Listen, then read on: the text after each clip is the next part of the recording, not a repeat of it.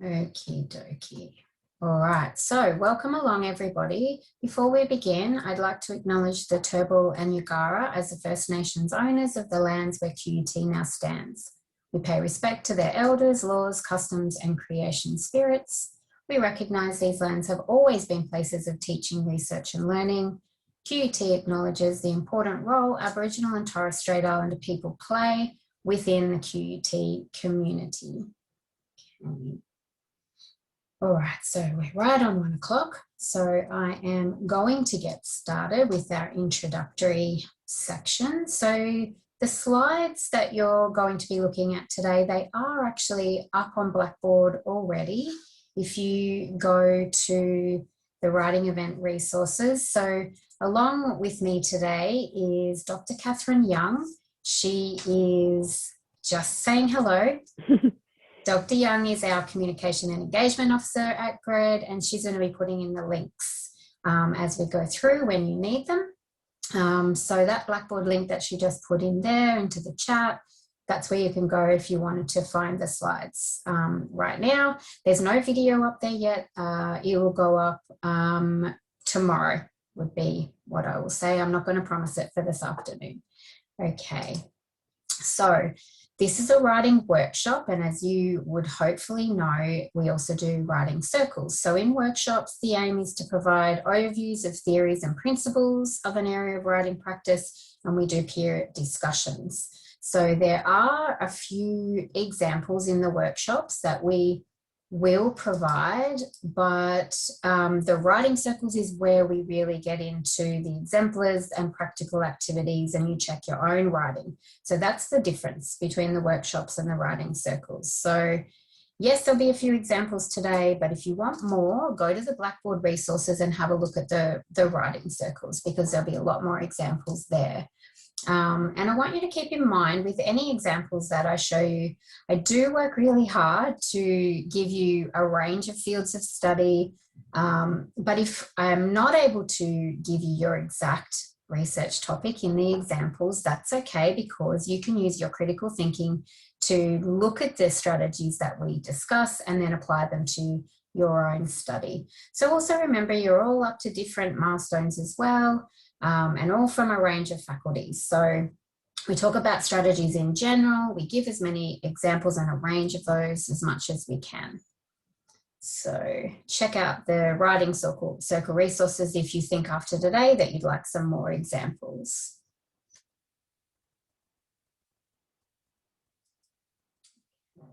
So today we're going to look at who your readers are, what they need from you. We're going to look at how you can write in a clear and explicit way, and some strategies for structuring sections and chapters, because that's another way to keep your reader engaged, is through the structure of your document. So we've got our section, our welcome now, and then we've got 3 different sections today about the reader, writing about your research in a clear, explicit way, as I said, and then the sections and the chapters. And there's a Q&A session at the end. Now, timing-wise, hopefully we'll be good, and hopefully have about 15 minutes for that Q&A session. So that's why we need to get moving. So just some questions to start you thinking is, I want you to think about what you are like as a reader. Okay, because that's a really important skill that we're going to talk about today, is getting into the reader's shoes and being able to think like a reader, even though you are the writer. So we know we have to read a lot as researchers. So I want you to think about, obviously one purpose of reading research articles is to increase your knowledge, but also, it's really important to think about what is it in your field of study, what are the mechanics and what are the ways of writing in your field of study. And so the extension of that is, as the reader, when you are reading those articles, for example, what makes you interested and wanting to keep reading and find out more? And then conversely, what makes you lose interest when you read academic texts? So just have a think about that. Jot down a few ideas if you have some, if you can think of anything, because we will come back to these questions in a little while. Okay, so who are your readers and what do they need from you? Right, so effective writers always keep their audience and their purpose in mind. Okay, pretty clearly obvious, that one. So it is your job as the writer to inform. Okay, so you're giving a lot of information and also, of course, to persuade the reader. If your writing's not persuasive and you don't get the reader understanding your argument, you're not going to keep them engaged. So think of it as a dialogue. There's a good quote there from Highland. He's a professor about writing and has a lot of research and books and articles. And as he's saying, writing is a social act. For the text to be successful, we need to engage the audience and bring the readers in an unfolding dialogue. So think about that. You are having a dialogue with your reader. Therefore, you need to understand who they are, of course. So who is your reader? Supervisors, examiners, audiences of the journals that you're writing for. Could be all of those, couldn't it, at any one given time, depending on what your document is that you're writing. So if we think about these three different types of audiences, do you write thinking that your reader is an expert in your field? It is a good idea to be thinking that. They most likely are, but they're not an expert in your study, okay?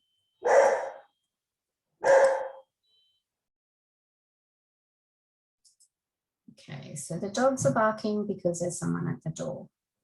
We'll pretend they're not there. Okay, so yes, your reader, think of them as an expert in your field and having knowledge of your field, but they don't know all about your study. Only you know all about your study. So remember as well that you're writing, you want to participate in that research community, okay? So the fact that they're interested, good head start, it piques their interest, but we need to maintain their interest by writing in an engaging and a clear way. So important reader in the end are your examiners, aren't they? So let's think about them a little bit more. So these researchers, they did a systematic review of current research into what examiners do. They found that in general, examiners expect the thesis to pass. However, they make this judgment, or they make a judgment as to whether it's going to be a good thesis or not. They make it very quickly in the first few chapters. So those first impressions have a big impact. So whether or not they're going straight to a particular chapter or whether they start at the introduction or the lit review, the pressure is on really to make sure every chapter is excellent, because they may not start at the beginning. But let's assume they do. Let's assume they start at the introduction and the literature review. Those first impressions will have a really big impact. And if they read well and they can understand there's a research problem and a research gap and that this research is important, they'll keep reading and be happy. If those first few chapters or whatever they initially read is not very clear, they're going to start looking more carefully, particularly at the methods, because there could be an assumption that if you're not clear about a problem or a research gap, then potentially you haven't got the robust research design that we need, okay? So really important that all of your chapters can stand alone and that they're very, very clear, okay? Also, what the researchers, Golding, Shamani and Lazarevich, also what they found is that the examiners become annoyed pretty quickly if the referencing style is not adhered to, if there's errors, if there's spelling, if there's formatting errors, they're not going to be too happy. But luckily, the converse is also true, where if the presentation is really good, then it's going to make it easier for them to read. So really consider that. If you make it easy for what the readers can and how they can go through without errors, and it's all reading very well with them going, yep, I see, then you're going to be making a really good head start. But it is good news to know that examiners begin by thinking, okay, looking forward to this and it is going to pass. All right, so we know our readers are experts in our field of study, but they're not experts in our study. So we also need to be really clear about what is our purpose for writing, okay? So always be clear about the text that you're actually writing now and make sure you fulfill that purpose. So another way to look at it is, what are you demonstrating to the reader, okay? Broadly, you're demonstrating understanding of your field of study, the existence of a research problem, your ability as a researcher to gain insight in that problem, and to potentially provide that insight and strategies to solve the problem.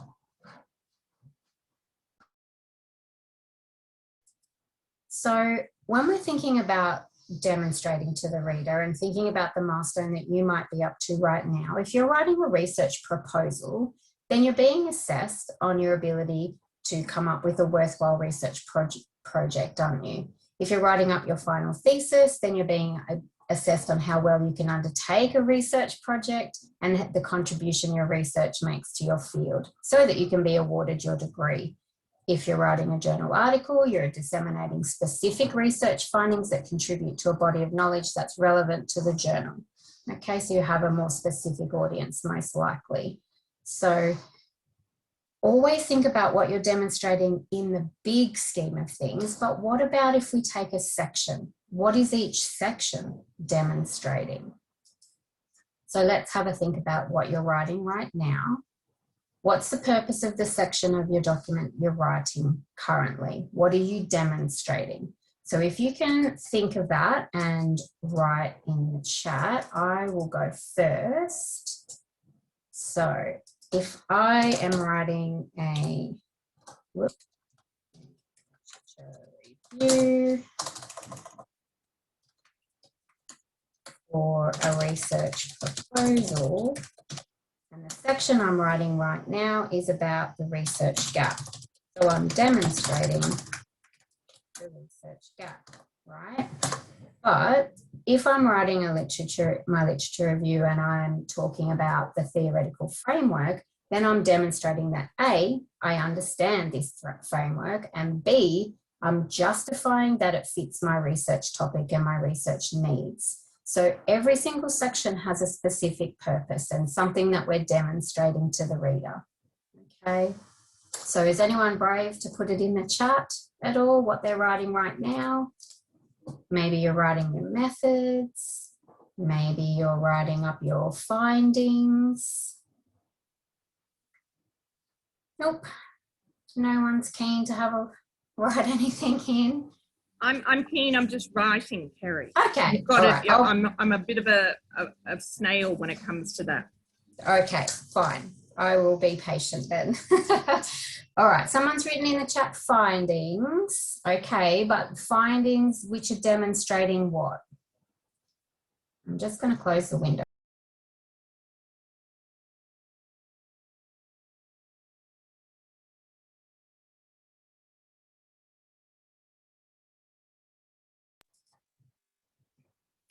Okay, someone said, let me just go back. Methodology chapter demonstrating the rationale for qualitative methodology. Exactly right. So you need to make that really clear and justify it. Okay, good.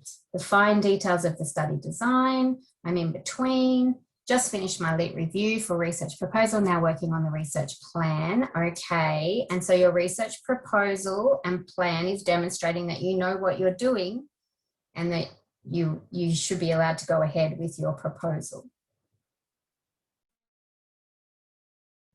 So introduction, the background for the research, okay, but what are you demonstrating? Your understanding of that background and setting the scene. Okay, so don't forget, not only what is it that you're doing, what's the purpose? What are you demonstrating? Sarah in the chat, literature review for a paper, introducing existing models. Okay, but why? To compare, to contrast, to begin to justify the model you've chosen. Good, now we're getting some in the chat. I'm writing a methodology. What is the methodology and why I'm using it and how I'll use it? Good. Findings demonstrating what domains of happiness were identified in your findings. Okay, because you're wanting to demonstrate that you're able to collect data and analyze the data. Methodology, if a best method was chosen to address the research problem. Right, okay. So you're saying if a best method was chosen, if you're talking about your own methodology, of course you've chosen the best method.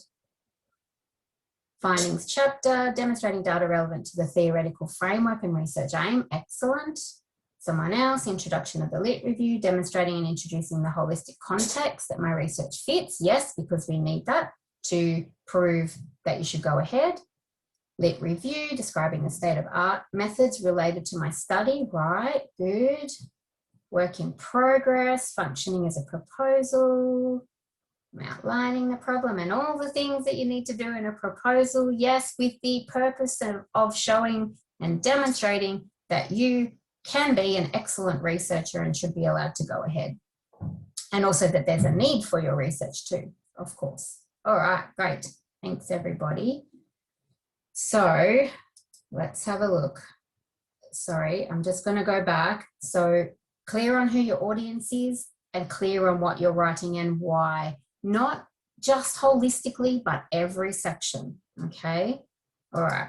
So you're a reader too. Of course you are. You're reading a lot, maybe more than you want to, and maybe even more than you have ever read before. So if you can, again, pop into the chat, if you were able to write down any notes, what makes you interested and wanting to keep reading? Now, something to think about regarding reading of journal articles in particular is pretty much most topics. There's an endless supply of research articles, not all topics, but most of them, yes. So we don't have to read everything that we find, do we? We get to choose which one's going to be most appropriate, and we get to choose the one that makes us interested and the one that keeps us engaged. If we're not engaged, are we likely to keep reading? Potentially no. So what is it that keeps you engaged? Do you know?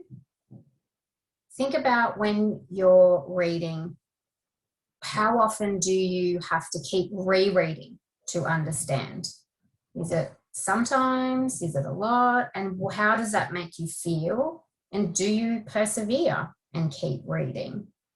So when you are reading, as well as looking at the content, try to notice how other researchers in your field write, and also what is it that keeps you engaged and what is it that makes you lose interest? Because what you want to do is replicate that in your own work. Okay, so someone's put in the chat, I want cohesion, moderation of citations with own words. Yes, because it's a bit boring when it's citation, citation, citation. Great lexis, so that's the vocabulary. I don't want repetition and variety of collocations. Okay.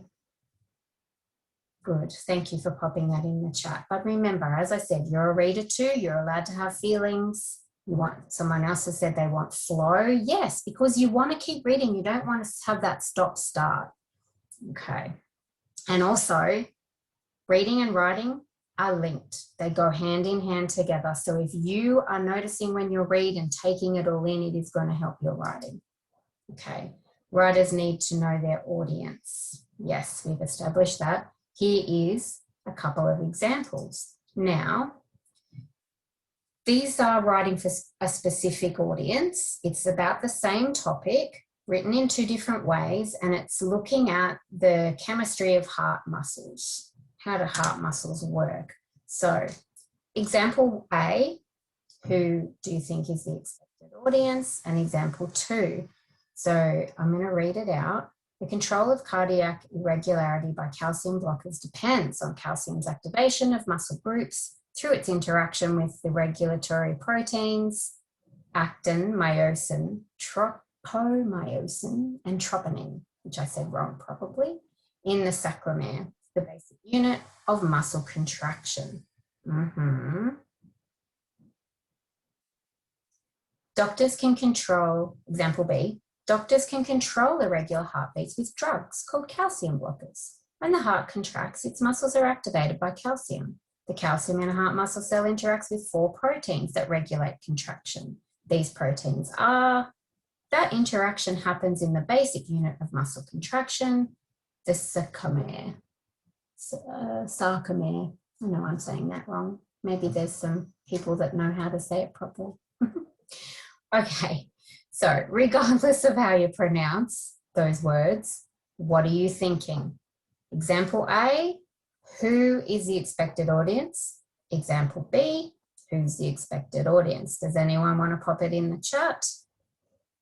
And we've also had in the chat, you would see there that something that makes people stop reading is the length of the sentence. Yes, we don't want super long sentences. It's hard to read. All right. Example A, what do you think? Am I the expected audience for example A? I don't think so. Exactly. It's a specialist. Someone's put in the chat. Someone who already knows how hearts work. Right. Example B is the layman. Exactly. Thank you. So we can all understand that. Okay. And by the way, I didn't know about the link with calcium and a heart muscle, so I've learned something, which is nice. All right. So let's have a think about you guys and your audience for your research proposal and your thesis. You're sort of in between these two, I would say, but leaning more to example B. Why? Because you are demonstrating that you understand this entire concept. If you went with example A, that would potentially be okay, but you would still need to really give a bit of background, I think, to tell the reader, hey, I get this whole process, all right? Because that's what you're demonstrating, your knowledge. Okay, let's keep moving. So what do readers need from you? You need to think about them, help them understand, keep their interest, of course, which means clearly explaining to them the purpose of every section. We're going to look at how you can do that a bit later, and making sure you fulfill that purpose, by the way. It's no good saying this section's going to do something and then you don't do it. Of course you need to. So I want you to really remember, no one else knows the ins and outs of your research, only you. So when you're reporting them, you need the findings, you need to convince the reader that they also need to know, all right? So there's 2 things really important. I know there was 2 things before, it was audience and purpose, but then keeping the reader engaged and fulfilling that purpose is you need to have a very clear value and you need to have a very clear structure. We're going to talk about these more as we go through, but just to plant the seed, keep your reader engaged, the value of your research and the problem needs to be explicit, okay, and not on page 10, on page 1, okay. Really important to get that information out early. Plus, you need to have a logical structure. You need to have that flow. You need to have cohesion and coherence. So we actually have 2 writing circles on cohesion and coherence. You can go onto Blackboard and find those resources there. I'll talk about both of those shortly as well. So basically, if you haven't engaged the reader, it's your fault. Sorry, but you're the writer, okay? So it's your job, and it's probably because you really haven't given the value and the significance of your research in a clear way. You haven't convinced and persuaded, and your communication has therefore failed, all right? So we don't want that, but it's all on you as the writer. All right, so let's have a look at how we're going to get this value and structure going. Okay, this is a little bit of a funny thing that I saw on Twitter. Perhaps you've seen it.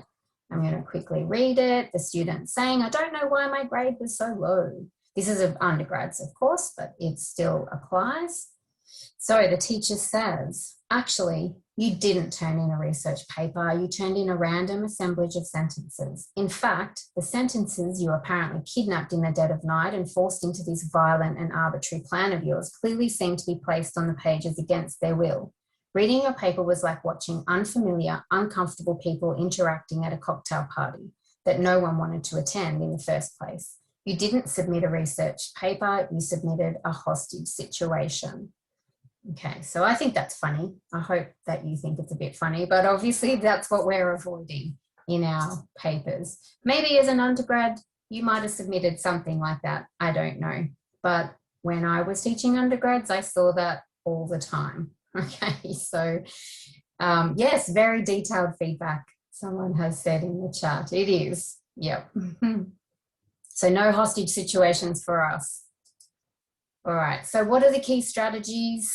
Here they are here. These are the things that we're going to go through now, with a little bit of a break in between, by the way. Okay, so there is an assumption that everybody can read and write, and it's a basic skill, and, you know, how hard can it be? Well, I would say writing about research is actually not so simple, because we're looking at the skills and the discourses and the way we communicate related to a specific field of study. So we have to understand that. We're also got a lot of moving parts all at once, of course, because your research projects are quite big and they're complicated and there's a lot going on. We've got our strict deadlines, there's a whole lot of milestones. So there's often a lot of pressure and time pressure as well. So it's really important to be confident, improve your writing skills, coming to workshops like this, of course, getting your feedback and, you know, believe in yourself. You can do this. You're not going to get it perfect initially, but it will become perfect. Okay, well, or perfect enough to submit anyway. All right. And of course, we're always worried, oh, is anyone else going to care?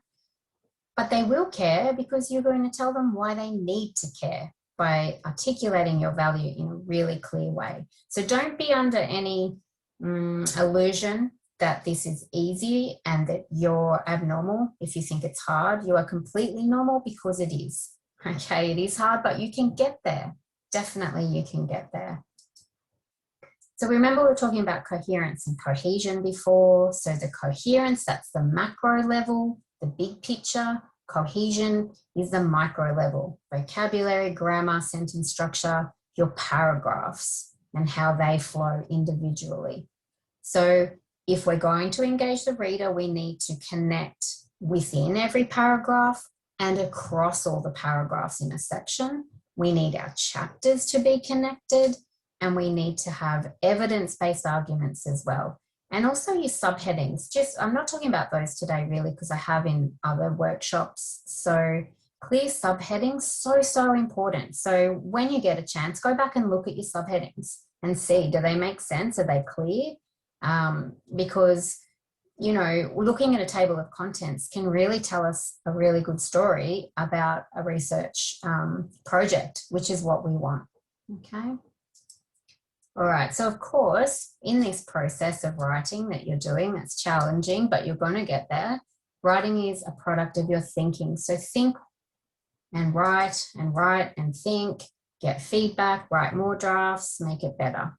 Okay, it's a process, and I know it seems never ending, and you will write lots of drafts, believe me. But that's okay, you're supposed to be doing that. All right, they're essential, having those drafts. So what I think is really important to get this process going is make sure you schedule specific writing time in your schedule, no matter when that is, maybe an hour every morning, 2 hours every night, 15 minutes a day, who knows, whatever suits you.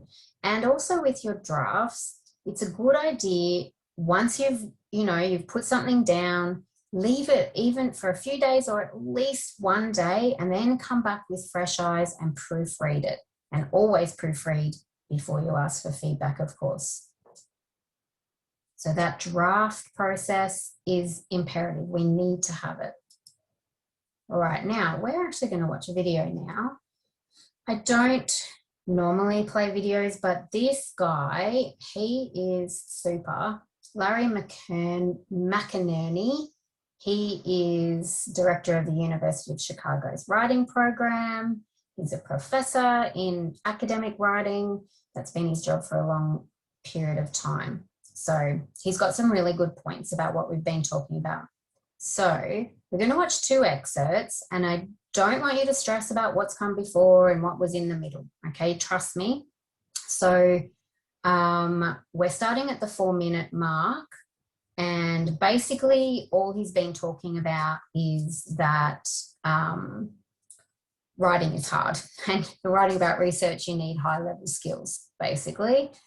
Then, so we're going to listen for 10 minutes about what he's talking about. Then they, in this video, he hands out papers and the class goes through the example. And so we're going to come back into it for when he's finished talking about the example, because it's again relevant for us and engaging our reader. So what I'm going to do is just quickly go out of the slides and I'm going to go into the video. All right, so just bear with me for a second.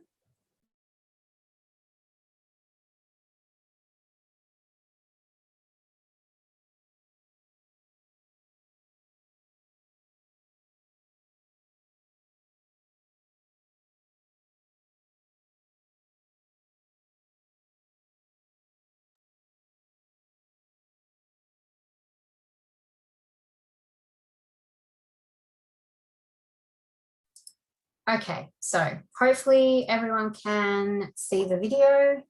Can I get a thumbs? Yes, definitely. Yay, awesome. All right, so as I said, we're starting about the 4-minute mark. I don't want you to be like, oh, what's happening? What's happening is he's saying research writing is hard, all right? But you can do it.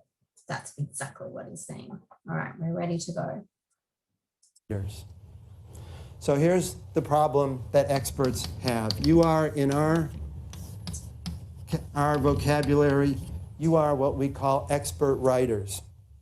What this means is not that you are necessarily expert at writing, although you may be extremely good at writers. But what it means is that you are writing about a subject at which you have expert knowledge.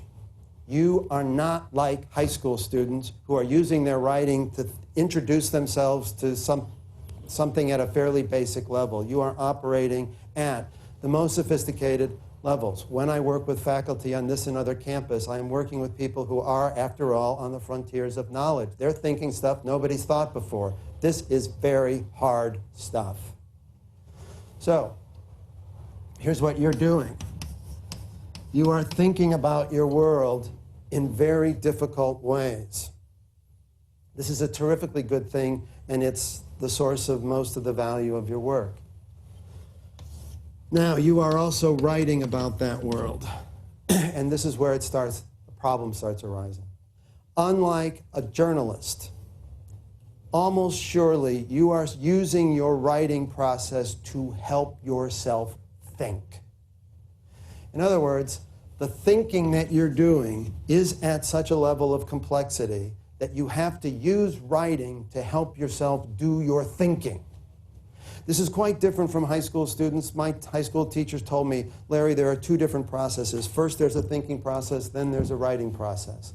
I had a teacher who said to me, you are not ready to write your first word until you are finished thinking. And she said to me, to prove this to you, I'm going to have you, whenever you turn in a paper, I'm going to have you turn in the outline you use to do your thinking. This was not a problem for me. First I wrote the paper, then I wrote the outline.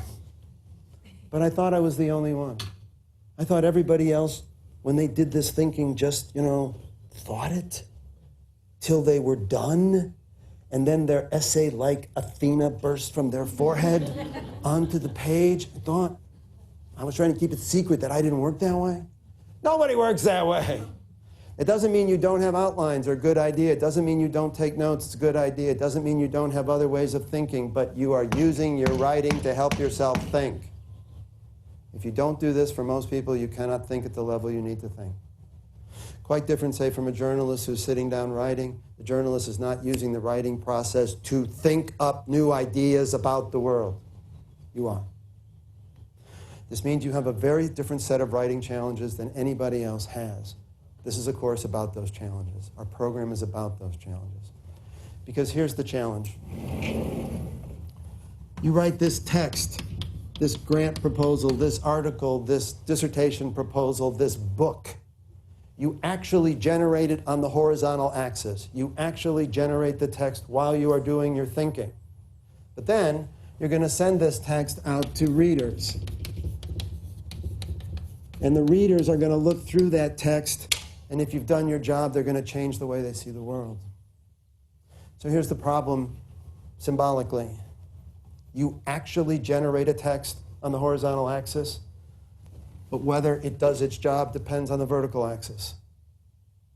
And here's the problem. Very predictably, experts use language in one set of patterns to do their thinking, but those very same experts read with a different pattern. So here's what happens.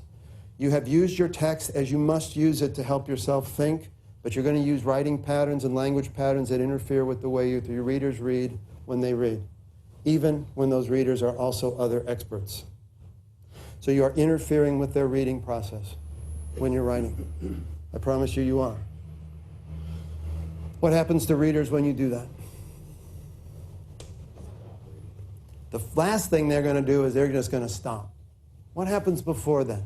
What leads up to that stopping? You're absolutely right, they stop. But let's talk a little bit about what leads up to it. You're writing like this, they're reading like this. What's the first thing that happens to them? This has never happened to you? Pardon? I can't hear. Right, so they misunderstand. That's the second thing that happens. The second thing that happens is you interfere, they do not understand. What's the first thing that happens? They're skipping stuff. I'm going to put that in the bucket of stopping. They just stop. Either in little ways or big ways, they stop. Right? What's the first thing that happens? This has never happened to you? You've never tried to read something which was clearly not written in the way you're trying to read it? I bet that in the last week you've read stuff that was not written in the way you are seeking to read it. What's the first thing that happens to you? I'm going to put that in the doesn't understand bucket. See what I mean? I mean, I'm being crude. Pardon me? Paragraphs. You need to reread paragraphs. You're reading it over and over and over. The first thing that happens is you slow down. And rereading is a version of slowing down. You either read more slowly the first time or you have to read and reread and reread and reread. You slow down. We're going to get back to why this matters in a minute. Second, you don't understand. Third, come on, you get aggravated. Then you're done, right? Done. Now, when this happens to you and you reread and reread, why did you do that? Why didn't you just stop? Because I need to read the content or understand the content of that paper. That's exactly right. What do you suppose happens if they don't need to read it? They don't. The problem is, forgive me for saying this, you have no idea how to handle that problem. You don't. You really don't. Why not? How many things have you written in your life? Imagine the number of academic-y stuff. Forget the letters and all that kind of stuff. Academic-y stuff. Order of magnitude. I don't know. 300? 300 texts, let's make it up. 500? 1,000? I don't know how many it is. I'll make it up. I'll make it up. 200. 200. 100. About 100. She's better with 100. You've written 100 academic texts in your life. Did the readers stop reading them? Did they? Never. No. Why not? They were grading it. Let's be a little more crude about it. They were paid. Oh my God, guys. Academics get all freaked out when I talk about money. I said, guys, I got news for you. Your teachers read your stuff because they were paid to what? Were your teachers reading your text to think about the world? That's not what they're paid to do. Why were your teachers reading your text? Why were people paying them to do it? To change the way they see the world? No, why?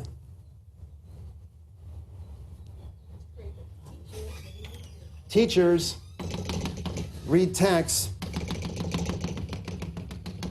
because they are paid to care about the students.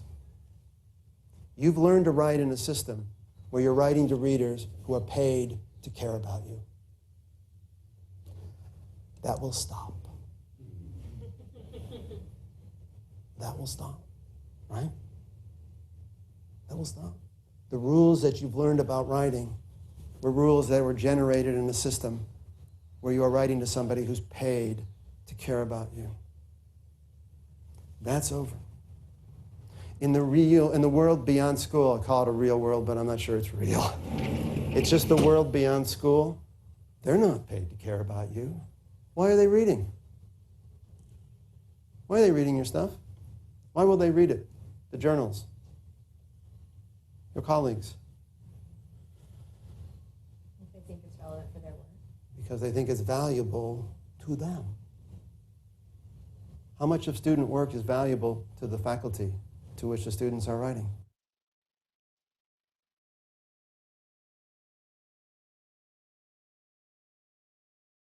Explanation. That is, they think that what you should do is give background.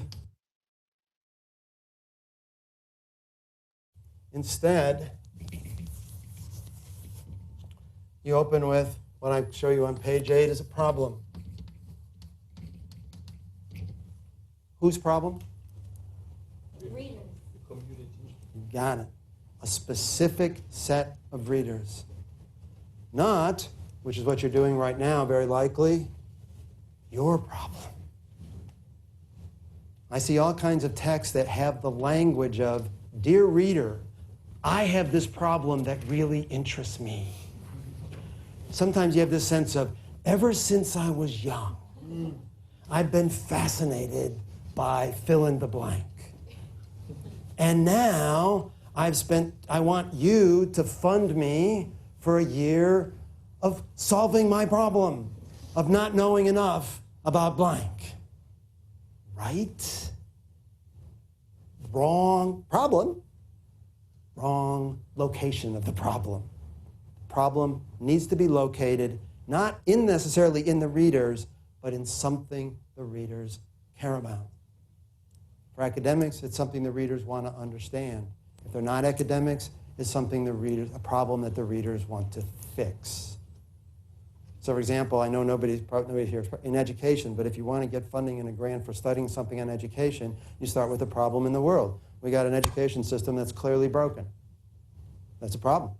That's a problem your readers care about. Probably not the readers' problem. They actually probably have pretty good educations. They probably are sending their kids to pretty good schools, but they care about that problem. All right? You locate problems in specific reading communities. This is very different from general background or definition. Then you move to a solution. And of course, notice your thesis can be in a solution only if the readers perceive the problem. Sometimes I'll say to people, this thesis, is it a solution to a problem? They say, yeah, of course it is. Okay, so where did you say what the problem is? It's not there. It's not there. It's got to be there. Not got to be there. 9 times out of 10, 99 times out of 100, it's got to be there. So that the readers can say it's a solution to that problem.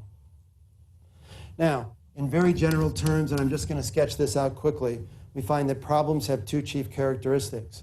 One is the situation has to be unstable. That is, you have to generate a sense of instability. Words like but, however, inconsistent, although, anomaly show the situation to be unstable. Can you see the crucial difference in why so many writers are so bad at this? Look at this language. Look at this model. This model is a model of stability and continuity. This model is a model that says this thesis validity, its validity is established by it being continuous with something that we already know to be valid. So the language that people use is a language of continuity and consistency. The horrible irony is your readers are actually searching for language of instability, inconsistency, and tension. So the crucial point I want to make is we're back to this interference pattern. People say, well, look, I just want to talk at this point about consistency. I want to show the continuity between what I'm saying and what comes before. That's what I want to do at this part of my text. What happens if the readers are looking at that moment of your text for a problem? What if they're looking to decide whether it's valuable by whether or not they have a problem? It's not neutral. They're looking for something that shows them inconsistency. You are giving them language of continuity. You are interfering with their reading process. They are slowing down. They are getting confused. They're getting aggravated. And they can stop 2 paragraphs into your text. 2 paragraphs. They're done. Because what they're looking for is value, and you're using language that's not neutral. It is contradicting and interfering with their sense of identifying value. Okay. There's a second point, which a lot of academics really dislike. Some don't mind it at all, which we call the language of costs and benefits.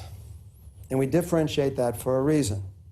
What we mean is, not always, but very often, you need to use code language to your readers to show them that the instability imposes a cost on them.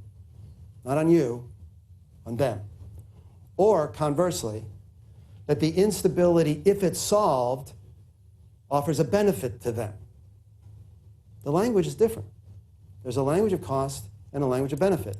There's a version of saying, dear readers, dear important readers, you are brilliant, you've advanced us enormously, we're so grateful, but there's this little inconsistency in your work. Now, they want to know, well, does that inconsistency cost us anything? Because guess what? You know what about my work? It's got tons of inconsistency in it. Much of it doesn't make any difference.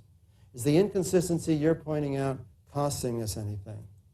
Or you can say to them, hey, there's inconsistency in your work. If you improve it, you get this benefit from it. Those are different coded languages. I urge you to pay attention to the actual journals that you're imagining publishing in and see whether or not there's a pattern of language of benefit and language of cost. There may not be a pattern. You may see both. But if there's a pattern, you know what my advice is going to be? Use it. Follow it. Rhetorics, the published articles will show you the language that works right there in front of you if you just look at it. So, skip past page 9.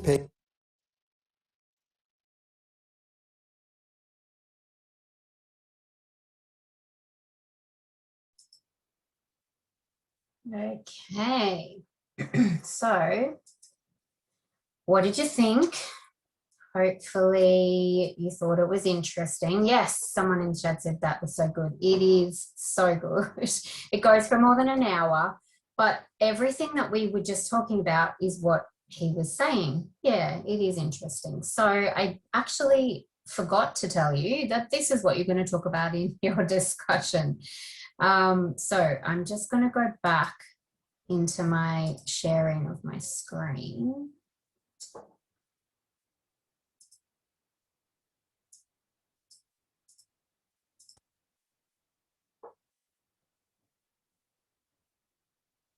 There we go. Okay.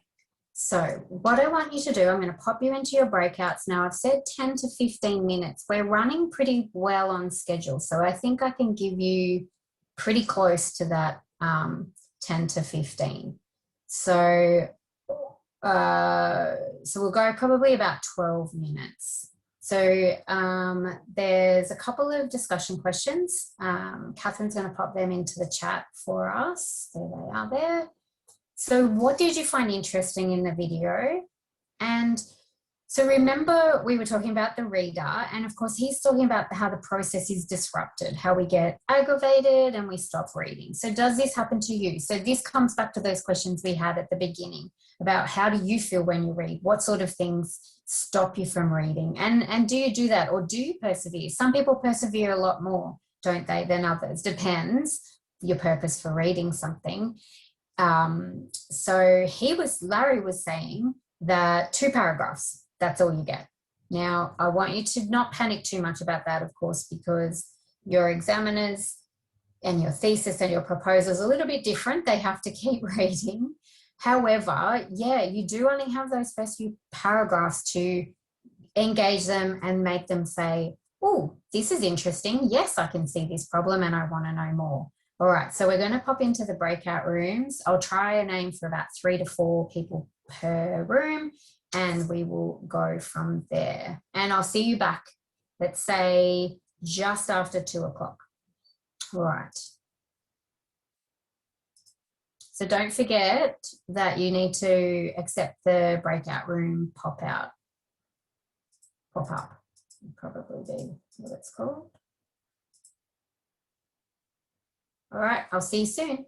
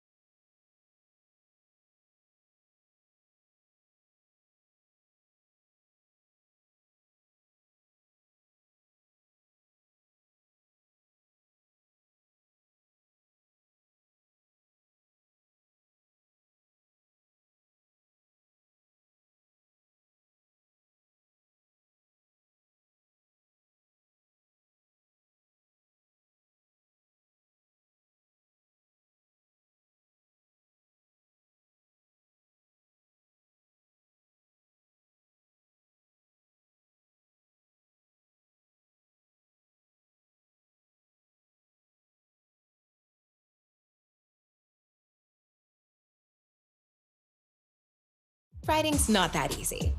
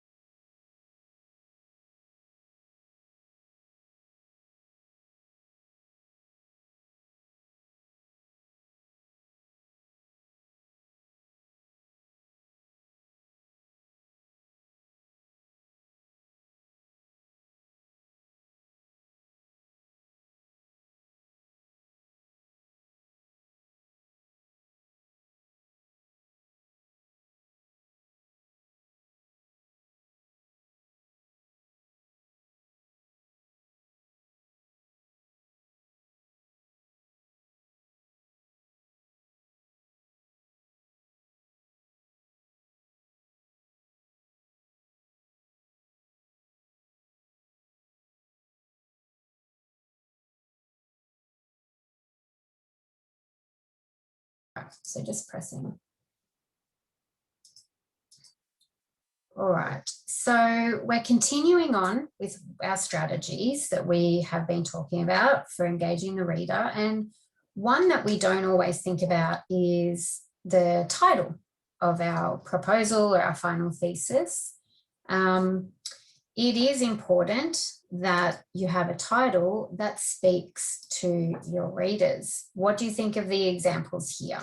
So we've got example 1, quite long. Example 2 and example 3 are much shorter, but I'd be interested in what you think comparing the long one to the shorter one. Any thoughts at all? Yeah, I think number 1 would definitely be the best bit, because we need the specifics, and you need to really address all of the constructs that are going to be in there and explored. Yep, I agree.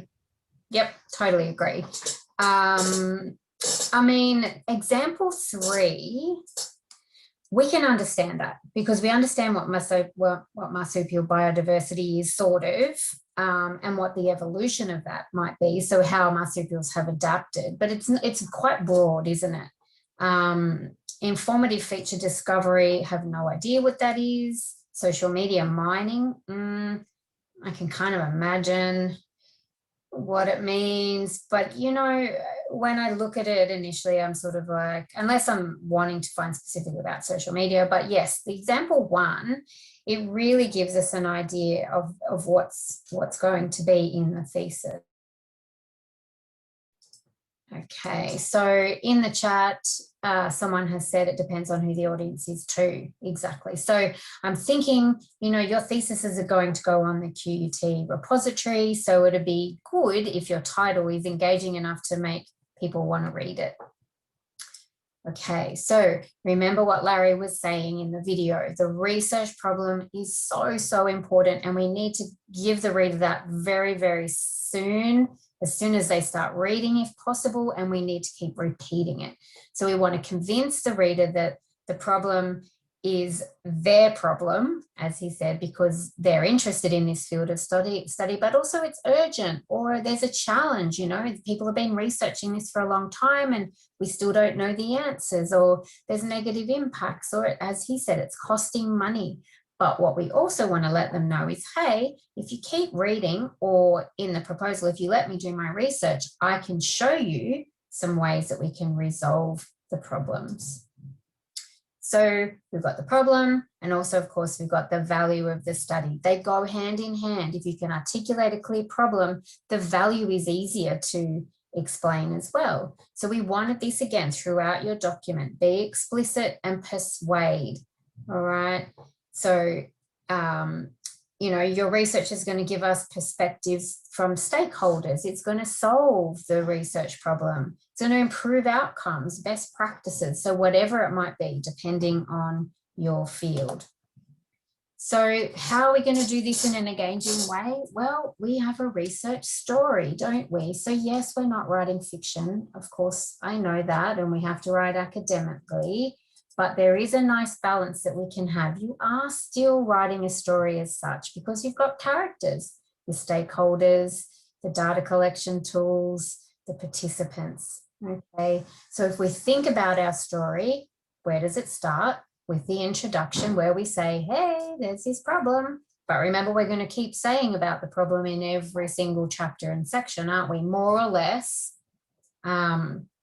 But don't leave it too long to keep reminding the reader.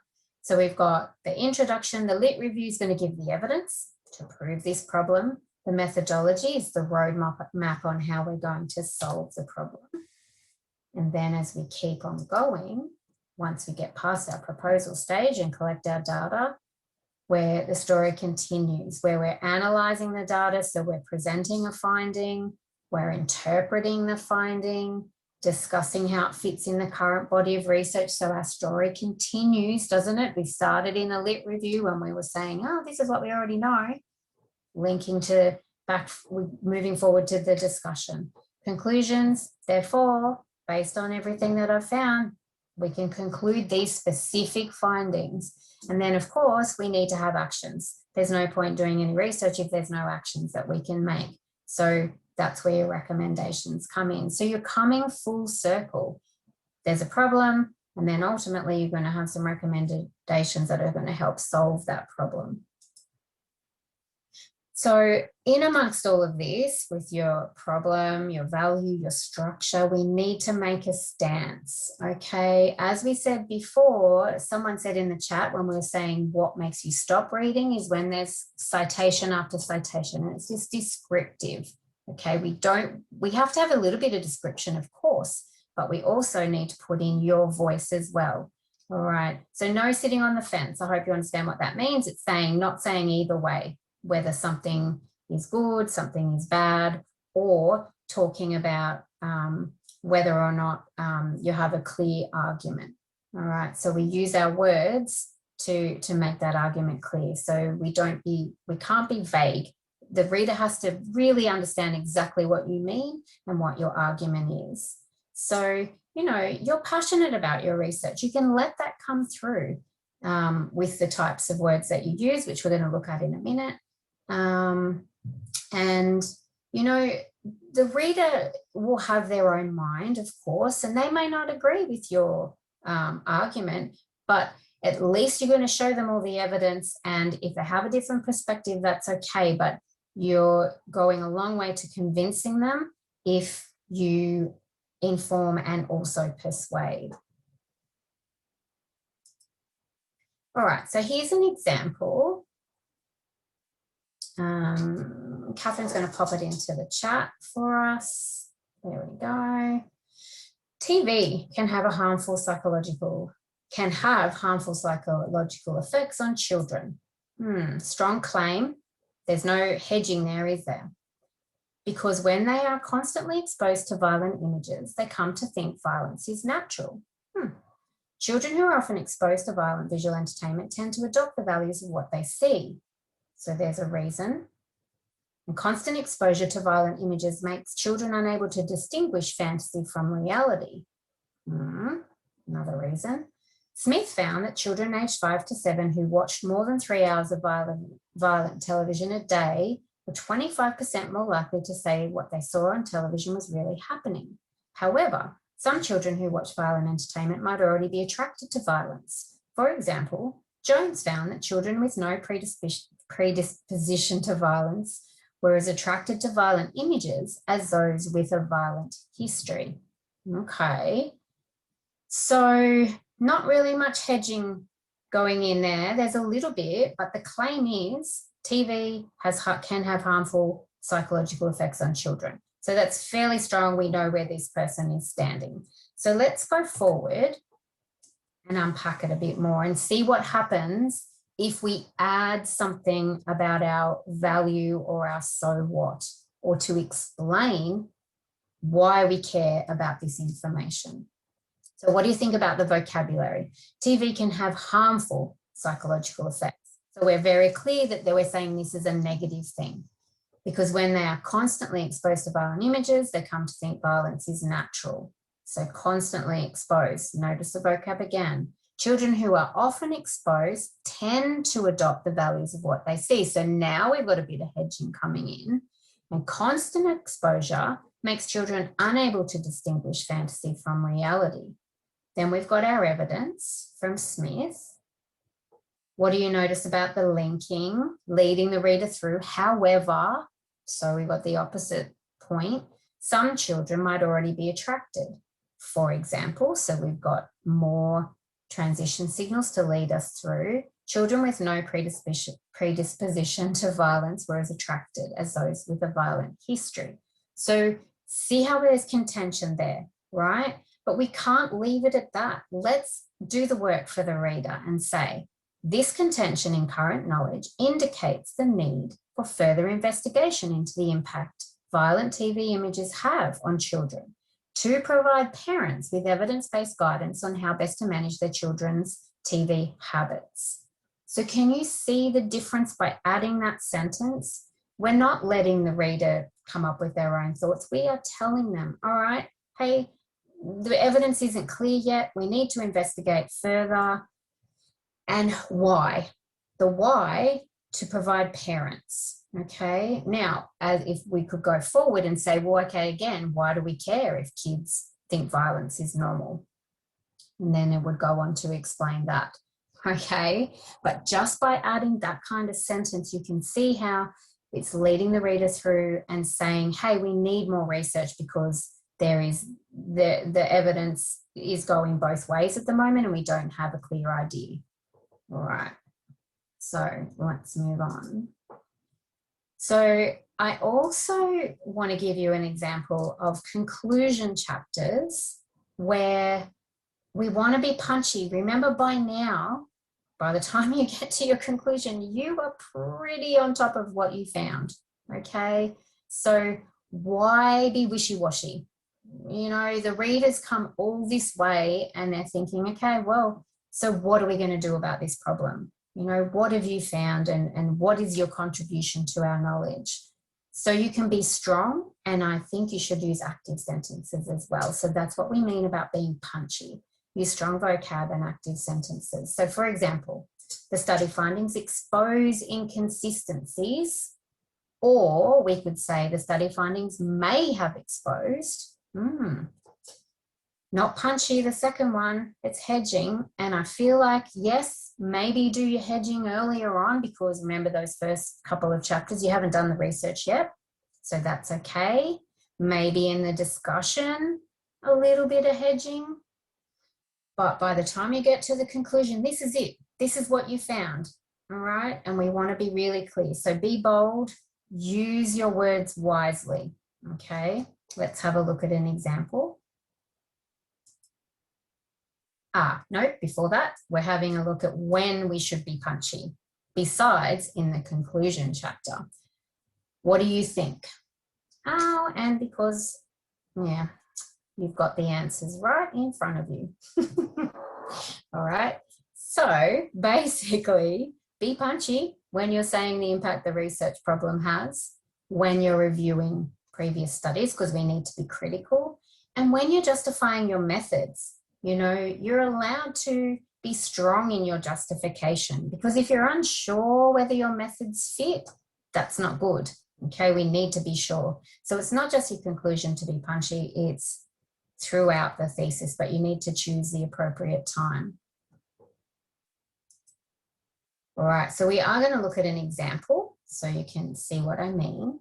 Now, this is a paragraph from a conclusion chapter. It was a study investigating first-year undergraduate students' academic experiences. So let's have a look. Hopefully you can see that okay. Catherine's going to pop it in the chat as well. The study findings expose inconsistencies between first-year students' academic expectations and needs and their experiences of disciplinary curricula and classroom learning environments. This problem persists because university disciplines do not adequately address students' literacy and learning development needs, because they are viewed as technical and individual skills that should already be at the level required for tertiary education. This view is unsound due to literacy and learning being complex social practices that require meaningful engagement between teachers and students for development to occur. In addition, language and literacy support continues to be delivered predominantly outside the disciplines. This is despite best practice first-year transition strategies stipulating the importance of embedding language and literacy instruction within course curricula. Universities must expedite solutions to these problems by paying increased attention to students' expectations and learning needs, and through pedagogical solutions which encompass opportunities for students to improve their understanding and knowledge of disciplinary expectations and discourse. The theoretical and practical implications of these findings are discussed below and provide insights into the ways such solutions can be implemented. All right, let's pull it apart and see what you think here. So there's that expose inconsistency, so strong. This problem, very clear, persists, strong words, because university disciplines do not adequately address. See, if we had said may not, wishy-washy, isn't it? We can't be in the conclusion. So goes on with the strong language. This view is unsound, and there's the reason why. There's an in addition to say, hey, this is the next finding. Then we've got this is despite.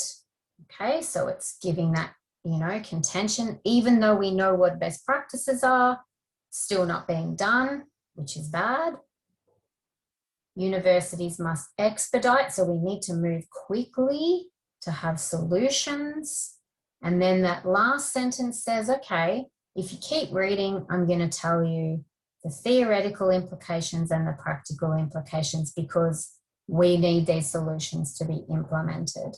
So this is what I'm saying about being punchy. Use that strong vocabulary where you can and where it's appropriate. Right, just to finish this section here, look at these criticisms that often come back regarding a proposal or a final seminar or a final thesis. So lack of detail in the methods, we don't want that. You've got to give the reader all of the steps all of the time. Don't make assumptions, you need that evidence, of course. Try not to report results in the methods. We don't want those typos. Make sure you answer the research question, of course, and also be careful with your referencing. So if you avoid these problems, you're going to keep the reader engaged. These are the sorts of things that start the reader going, I'm not sure what's happening here, so I'm not feeling good. And we want the reader to feel good. So of course, attention to detail. That's something I talk to a lot, because it's so important. We sometimes get caught up in the big picture and a whole research, which is important as well, but attention to detail matters. So your referencing style, make sure that all is consistent and that you know what your referencing conventions are, and also be really aware of having, you know, different fonts. We don't want that. Make sure your margins are consistent and all of those sorts of things. You know, if your paper is presented in a clear way, no matter, you know, who it is, even if you're just getting your feedback, it's much easier to read. Don't make it hard for the reader, okay? All right, so the last section here is we're looking at that logical structure, okay, that we want, because we're leading the reader through, right? We're having a common thread all the way through. We're not going to leave our reader waiting and wondering. We're going to keep reminding them. And we're also going to say what our so what is. So the structure is really important. And no matter what your structure is, you need to keep the reader posted. You need to tell them what's going on. So the common thread. So think about what your common thread is, okay? Thanks, Catherine. She's just put into the chat, if you want more examples, you can go to Writing Circle resources on Blackboard, and that Manchester Academic Phrase Bank is awesome. I really recommend you go in and have a look at that. All right, so your common thread, what's your common thread through your entire document? It's about your research problem, right? And your value. Write those down, stick them up on the wall, everywhere in your house and in your office, so that you constantly have that in your mind, and then you can keep on thinking, I have to remind the reader. Okay, because remember, if they don't feel that there's a need for your research, they're not going to be interested in it, and we want them to be interested. Okay, now, and we have to keep that common thread going through the entire document. So your research is like a puzzle. Sometimes we can't fit it all together initially, which is why we have to do planning and why we need feedback. But think of your sections and chapters of putting the pieces of the puzzle together for the reader. Don't make the puzzle for them to do. Okay, you're not writing a novel where, you know, we can have time to think about what might be happening. We need to know what's happening at all times. So at the start of the study, yep, there's a problem. By the end of it, hey, we've got some clear and specific recommendations. So the rest of the thesis or the proposal is putting that puzzle together. Don't keep your reader waiting either. As Larry was saying, those first few paragraphs of every section, you need to get the important information. All right. So you need to say, what's the aim of the section or the chapter? in terms of the whole research? Where does it fit? Are you explaining a concept? Are you giving background? Are you justifying methods? You need to explain that in a clear way and remind them constantly there's a problem, there's aims, there's research questions. And also make sure you explain how a chapter is structured, okay? The reader needs to know what to expect. I know that's a bit of a boring thing to write, but it really makes a difference, you know, about how to know what's going to happen and to know what we're going to find out. Constantly remind the reader, as we keep saying, you've got a long document, we forget. Recap all the main points at the end of a section and say, hey, remember at the start of this chapter how I said the aim was to tell you these things? Well, I've done those things and I've achieved that aim. And the significance of everything I told you is this. All right, now, if appropriate, you might want to tell the reader what's in the next chapter, but not always appropriate, and supervisors often have a very clear view on this. So just be careful with that. You know, at the start of your lit review, I don't think you really need to go back and say, hey, I just gave you some background information. That's pretty clear. But at the end of a lit review, you could certainly say, you know, what the lit review has done, and you could say that the next chapter provides, you know, shows the research design or whatever it might be. Okay, so those recap sentences, if it's a section, or the paragraphs, if it's a chapter, how did your argument become advanced? You know, what did you say in that whole section or that whole chapter that helps the reader? There are examples in the coherence writing circle on both of these things, not keeping the reader waiting and reminding. So what's the moral of today? Do not make your reader work hard. Lay it all out for them, okay? We want them reading, saying, I get it, oh yeah, I can see what you're saying and I want to know more. All right, so be explicit, be clear every time. Do not make your reader guess, and remember what you're demonstrating and be clear. Okay, and tell the reader, tell them at the start and tell them again at the end, and always make that so what, like the example we looked at before, make that so what explicit. We're actually going to look at another example and then we are just about done. Okay, so student attitudes toward group discussions. Interesting, because you just had a group discussion, didn't you? And I find that some students don't like doing those peer discussions. So let's have a look why you should like the peer discussions.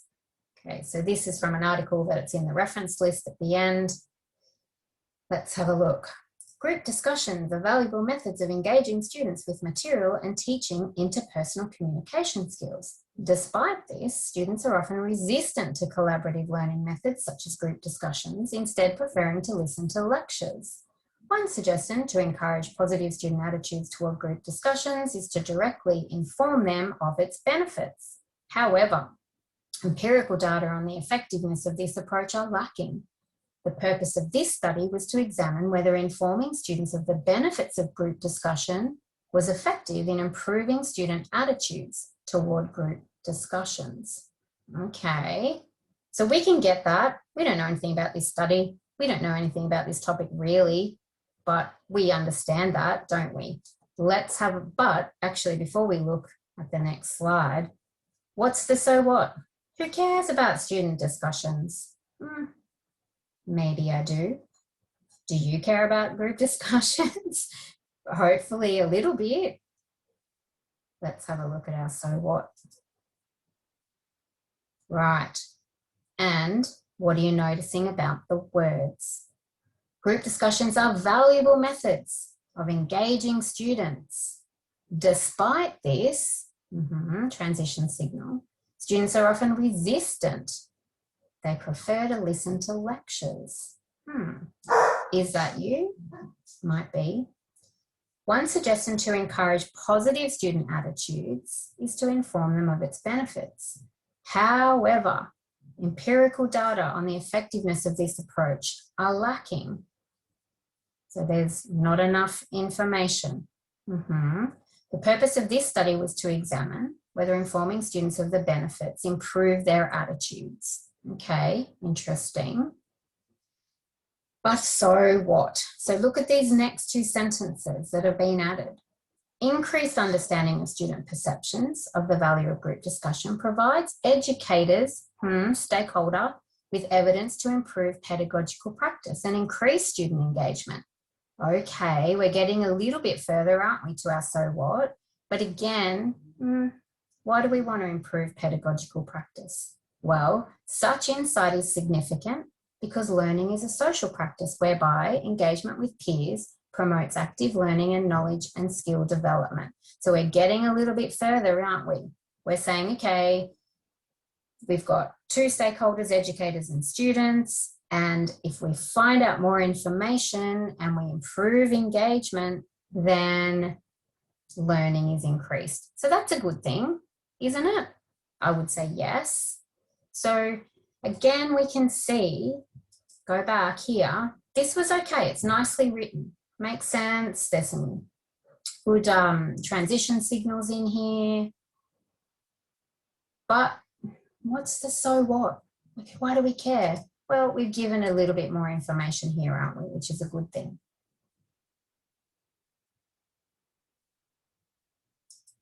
All right, so how are you going to get better at engaging your reader? You're going to seek feedback and you're going to reflect.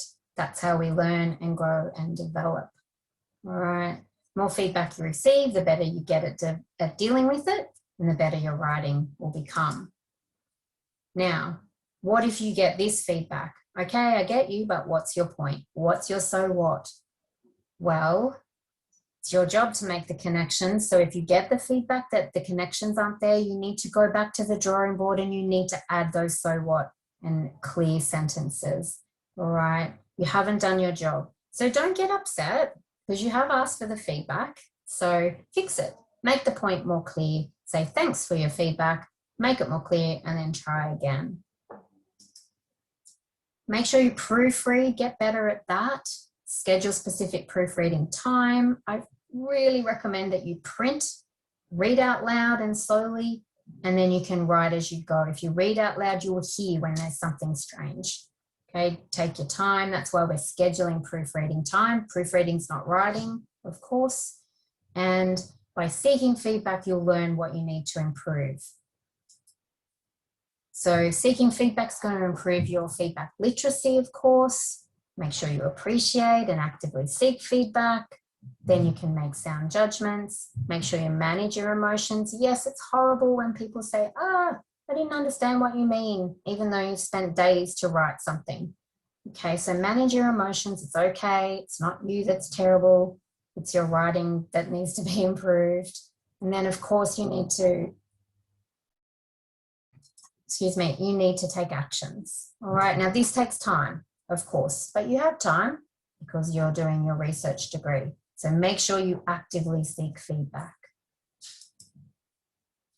So what I can also say, your hard work, it'll pay off. So stay positive. I know you're passionate and interested in your topic. It'll come through if you use that strong vocabulary and you write in a clear way. And as we keep saying, it's a demanding cognitive task, this writing about research. It definitely requires commitment and practice and getting as much feedback as you can. So, main takeaways. Be explicit about the problem and how and why. So the how is your methods, how and why your study can help solve it. Lead the reader through, don't make them work hard. Make sure you have a clear structure in your paragraphs and in your sections and in your chapters. And make sure you proofread and also seek feedback, of course. So keep in mind, what's the purpose of this section I'm writing? And make sure the value of your research is really, really clear. So what's coming up for grad just before we get into our Q&A? Tomorrow, visualize your thesis, which is a great competition where you put together a 1-minute video of your research. So it's a really good workshop tomorrow about how to design your presentation. We have the HDR Writers Wellbeing Lounge on Thursday and a HDR Careers Q&A. which is really great. And next Tuesday, the MPhil Symposium. So if you haven't been to an MPhil Symposium, I really recommend that you do. You can watch your peers present their research, which is a really interesting and fun thing to do. We've also got peer feedback sessions. You can go into that qut.to/gred to find all of those sessions I just said, and these ones for the HDR peer feedback sessions. There's usually a couple of these peer feedback sessions per month. And as we said, there's a Writers Wellbeing Lounge on Thursday, but they're most weeks. You can go to those, get your draft writing done. So more information, as we keep saying, go to Blackboard, go to HiQ, look at your HDRE update that comes straight to your inbox. We have an academic writing skills assessment tool as well. You can find that on Blackboard in the academic writing section. It allows you to assess your writing, and if there's something that you need to improve on, you'll receive an email for the appropriate sessions. So it's a really good tool. And also don't forget that GRED has training and support for all of the skills that you guys are learning, not just writing, in those advanced, lead and engage sections. And lastly, if you haven't already seen our HDR skills assessment tool, you can see the link to that, qut.to/HDR skills. It is excellent because you can record all your experiences and when you come to workshops like these and help to develop your portfolio. So first you self-assess your skills, then you can actually add notes and say what you attended. And that'll be there for your annual progress report and also your CV, which is excellent. So heaps of training opportunities for you guys. Make sure you take advantage of all that GRED has. And that is it. We are done. We've made it in plenty of time. I know a few people have had to leave. Obviously this 1 p.m. to 3 p.m. slot, not good for people with kids. So we will look at changing to 12 to 2 where we can in the future. So we are aware of that. But yes, so now we've come to the end. You can type a comment or question in the chat or turn on your mic, whatever you feel comfortable with. But hopefully you are motivated to work hard to engage your reader, and you've got a few strategies in mind now and really understand the important parts of engaging your reader and why it's so important. So, any questions?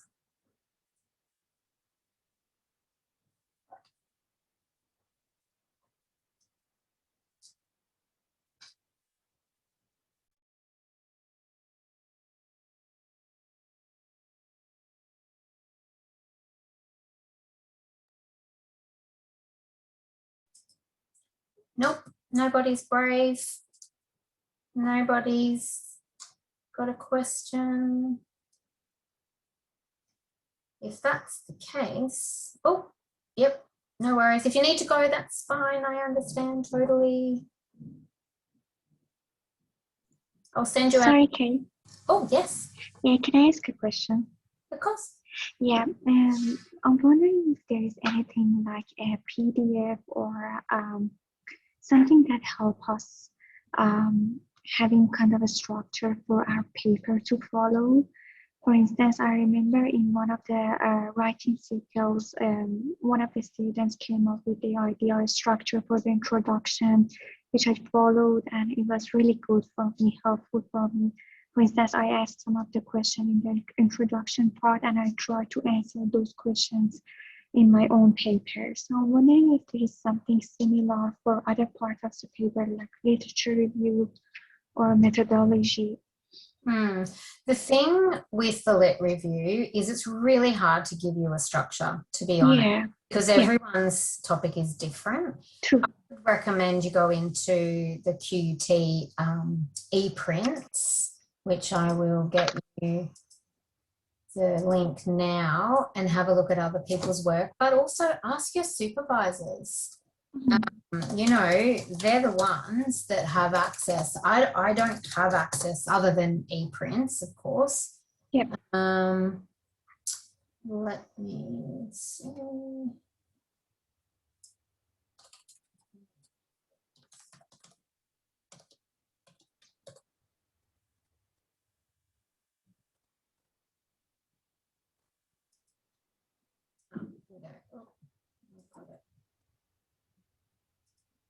The other thing you can do regarding the lit review is if you have a look at the lit review resources on Blackboard in the academic writing section, there's a writing circle and there's a workshop. And in those, I talk about the purposes of a lit review. So if you start with that, that'll give you an idea of the sections that you need to write. So that's another option. Regarding your methods, again, if you have a look at somebody else's final thesis or even a proposal, you'll see the key things that are part of a research design. So it'll be things like if you have a theoretical or conceptual framework, explaining that. And then, of course, where are you qualitative or quantitative researcher? You'd need to explain that and why. Maybe you're doing mixed methods. You would need to talk about your participants, how you're going to recruit or sample them. You'd have to go into detail about every single data collection tool that you're doing. What's the aims? And of course, never forget how you're going to analyze the data as well. Okay, for each data collection tool, you'd of course need to say, well, once the data is collected, it'll be analyzed in this way. So generally think of your methods as you're going from broad. So what's your paradigm, your research paradigm? And then you'd narrow right down to your specific data collection tools. So that'd be my advice for those. But yeah, it is really hard to give a template and structure because everyone's in a different faculty. So that's why I recommend, you know, go to someone in your faculty or your supervisor and, you know, ask them, or go for a search in that QUT ePrints, because you can actually say what topics you want to look at. So you can narrow down to somebody who's written something on a similar topic as you, because that might be helpful too. Yeah, thank you so much. That's okay. And even go in and have a look at their table of contents. Sure, yeah. That's true. Yeah, thank you so much. That's okay. All right, still got a few people here. Anybody else got a question, or are we ready to finish up? Okay, so thanks everybody for coming. I'm just gonna